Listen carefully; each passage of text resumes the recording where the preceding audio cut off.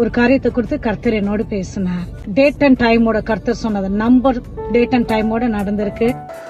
ஒரு ஜான் ஜெபராஜ் விடுதலை ஆகிவிட்டு மறுபடியும் அவர் ஊழியத்துக்குள் வருவார் என்று இவர்களெல்லாம் பேசிக் கொண்டிருக்கிறார்கள்.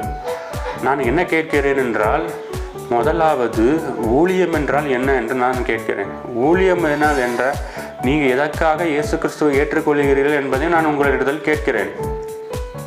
ஊழியம்னால என்னன்னா, இயேசு கிறிஸ்து நம்ம ஏற்றுக்கொள்கிறதே என்னன்னா, நம்மளுடைய பாவத்தை நாம் விட வேண்டும், நமக்கு மனம் திரும்புதல் உண்டாக வேண்டும், உலகத்தின் இச்சைகளை நாம் விட வேண்டும். நம்ம உலகத்தின் இச்சைகளை விடுவது தான் இயேசு கிறிஸ்துவை நாம் ஏற்றுக்கொள்வது. அப்படி என்றால் ஊழியம்னால என்னவென்றால், ஒவ்வொருத்தரையும் பாவத்தின் வஞ்சனையிலிருந்து திருப்பி கிறிஸ்துவுக்கு நேராக கூட்டிக் கொண்டு வருவது தான் ஊழியம். நீங்கள் ஜான் ஜெபராஜ் மறுபடியும் ஊழியத்துக்கு வந்து விட்டார் என்ன ஊழியத்துக்கு வந்து விட்டார்? அவரே கள்ளக்காதலை வைத்துக் கொண்டு இருக்கிறாரே, அவர் எப்படி இங்கே ஊழியம் செய்ய முடியும்? அப்படின்னா என்ன ஊழியம் அவர் செய்ய போகிறார் என்பதை நீங்கள் தயவு செய்து என்னுடைய கமெண்ட் செக்ஷனில் பதிவிடுங்கள். அப்படின்னா ஊழியம்னா என்னங்கிறது ஜான் ஜெபராஜ் ஃபேன்ஸ் ஆகிய உங்களுக்கு தெரியுமா தெரியாதாங்க? எல்லா பாவத்திலையும் நான் இருந்துக்கிடுவேன், ஆனால் இயேசு கிறிஸ்துவை நான் வச்சுக்கிடுவேன். இதுவா ஊழியம்? அது ஊழியம் அல்ல.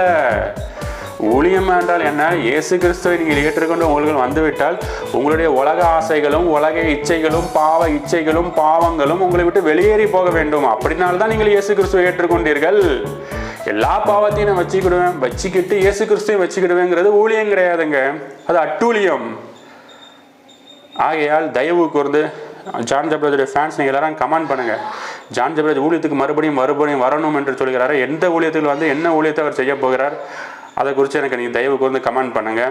தயவு கூர்ந்து இந்த சத்தத்தை கேட்கிற ஒவ்வொரு ஜான் ஜெபராஜ் ஃபேன்ஸும் தயவாய் மறுபடியும் நான் உங்கள் மீது உள்ள அன்பு நிமித்தமாக தான் கேட்கிறேன். உங்களை நான் சத்துருக்களாக நினைக்கவில்லை, உங்களை ஒரு விசுவாசிகளாக நினைத்து நீங்கள் அறியாமையில் இருக்கிறீர்கள். உங்களுக்கு வேத சத்தியமே சுத்தமாக தெரியல, ஒரு பேசிக் லெவல் கூட நீங்கள் இல்லை.